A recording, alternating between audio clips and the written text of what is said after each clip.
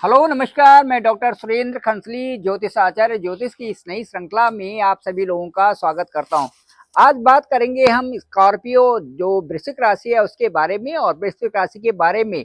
आज का जो ये वीडियो होगा ये एक विशेष होगा, इसलिए होगा कि इसमें हम केवल केतु की चर्चा करेंगे और केतु जो है वृश्चिक राशि वालों के लिए एक मजबूती कैसे दे रहा है। नवंबर, दिसंबर, जनवरी, फरवरी, मार्च, अप्रैल और मई के महीने में एक बेहतर रूप से किस तरह से आगे बढ़ा रहा है वृश्चिक राशि वालों को, इसकी चर्चा करेंगे। चलिए, जितने भी लोग जिनका भी जो वृश्चिक लग्न है स्कॉर्पियो साइन के हैं, जो वृश्चिक राशि के हैं, वो आज सभी हम हमारे साथ में जुड़ सकते हैं। मैं आपको बताना चाहूंगा कि जो केतु हैं इन्होंने अभी जो 10 नवंबर से ये उत्तरा फाल्गुनी नक्षत्र में चले गए हैं हस्त को छोड़ करके। और यहाँ पर इनका जो एक संचरण होगा वो जो है 20 जो जुलाई है 2025 तक ये इसी उत्तरा फाल्गुनी नक्षत्र में यहाँ पर रहेंगे, जो कि एक बहुत मजेदार बात हो रही है वृश्चिक राशि वालों के लिए। वृश्चिक राशि वालों का जो अंक 8 है और इनका जो लॉर्ड है वो मंगल है। तो ये कह सकते हैं कि एक ऐसी राशि है कि जो एक अद्भुत अद्भुत प्रकार के इनमें चेंजेस भी पाए जाते हैं। और इनका जो अपना अपना मन और अपने जो इनका जो जीवन का उद्देश्य होता है वो एक डिफरेंट तरीके से होता है। अपनी धारा में ही चलते रहना, अपनी एक ही धारा में चलते रहना, ये इनके लिए जीवन का एक उद्देश्य होता है। यदि बीच में किसी प्रकार से हर्डल ऑब्स्टेकल्स आते हैं तो उनको भी ये अपने ही तरीके से उनको सॉल्व करने की कोशिश करते हैं। कई बार जीवन में इनके साथ में कई ऐसी परेशानियां आते हैं जिन परेशानियों से ये आसानी से नहीं निकल पाते, लेकिन उन चीजों को और मन में रख करके और दूसरों पर उन चीजों को जो इनके प्रति कहा गया है उसको निकालने के लिए भी एक प्रकार से भड़ास इनके अंदर रहती है, जो कि मन का ही एक समझौता है। तो मैं आपको बताऊंगा कि जो ये वृश्चिक राशि के लोग हैं इनके लिए सबसे बेहतर है कि ये अपनी अपनी जो चीजें इनके साथ में बार बार या होती रहती हैं उनके उनको हमेशा ये एक लीव इट की जो जो श्रृंखला है कि छोड़िए इसमें क्या रखा है, इसको इसको करके हम बड़ी चीज को लेते हैं। यदि ये धारणा ये बनाते हैं तो इनके जीवन में बड़ी प्रोग्रेस होती है। मैं आपको बताना चाहूंगा कि केतु का जो इस समय गोचर है 10 नवंबर के बाद वो उत्तरा फाल्गुनी नक्षत्र में है। केतु हमेशा जो रेट्रोगेट अवस्था में या उल्टी चाल से चलते हैं तो नक्षत्र में भी पहले ये चौथा चरण, फिर तीसरा, फिर दूसरा, फिर पहला, इस तरह से ये आएंगे।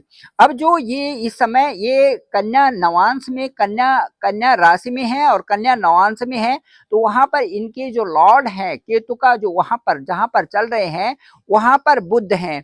अब मैं आपको ये बताना चाहूंगा कि जो ये है ये जो उत्तरा फाल्गुनी नक्षत्र का चौथा, तीसरा और दूसरा चरण है ये कन्या नवांश में, और इसमें इसमें जो इनके साथ में संभावनाएं बनती हैं वो सबसे अच्छी बात ये है कि लाभ के हाउस में केतु का विचरण है ये जो वृश्चिक राशि वालों के लिए। इसमें सबसे पहले कि नौकरी और सर्विस में इनको बेहतरी का ये समय होगा इनके लिए। विशेष करके जैसे ही मई का महीना आएगा तो इनके लिए कई प्रकार के चेंजेस उस समय आने शुरू हो जाएंगे।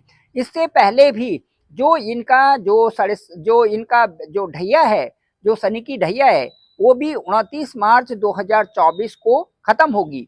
ढैया के खत्म होते ही कई प्रकार की संभावनाएं इनके लिए बनती हैं। वो इसलिए क्योंकि जहां पर शनि का गोचर है उसके ठीक जो शनि गोचर करेंगे उसके बाद वो पंचम स्थान में करेंगे, और पंचम स्थान बृहस्पति का घर होगा जहां से कि कई प्रकार की इनकी प्लानिंग्स जो है सफल होती हुई नजर आएंगी। अब मैं आपको बताना चाहूंगा कि जो क्या होगा इसमें इनके सर्विसेज के नौकरी में जो है, जो व्यापार क्षेत्र में है वो उन्नति होगी। इसके साथ साथ जो कंपटीशन के फील्ड में है, कंपटीशन के फील्ड में जो प्रतिस्पर्धा है उसमें भी इनको अग्रणी होना ही होना है, क्योंकि समय ही इस तरह से आ रहा है। मुझे लगता है कि जो जिन्होंने कुछ एग्जाम दिए होंगे और जो कंपटीशन की धारा में होंगे उनको इस समय सक्सेस मिलने की पूरी संभावना बनती है। जो पर्सनल लाइफ है इसमें इनके संघर्ष का वक्त इस समय है। और मैं ये समझता हूँ कि जितना ये संघर्ष करते हैं उस क्षेत्र में, उतने ही अच्छे परिणाम इनके इस समय आने शुरू हो जाएंगे। अब मैं ये कहता हूँ कि एक सौहार्दपूर्ण वातावरण इनको लोगों के सामने बनाना है।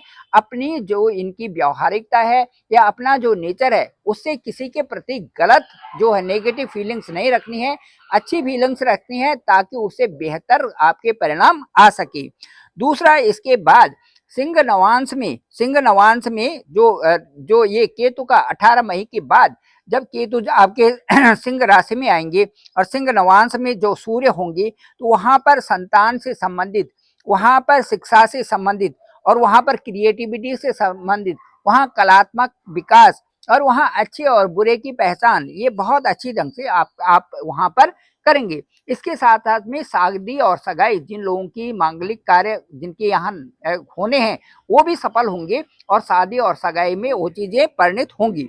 पूर्वार्ध के कर्मों का फल भी आपको मिलेगा, क्योंकि ठीक जो है जो शनि का गोचर होगा वो आपके पूर्वार्ध क्षेत्र में होगा और वो पूर्वार्ध का क्षेत्र आपकी ठीक पंचम राशि होगी, पंचम पंचम स्थान होगा आपकी राशि से।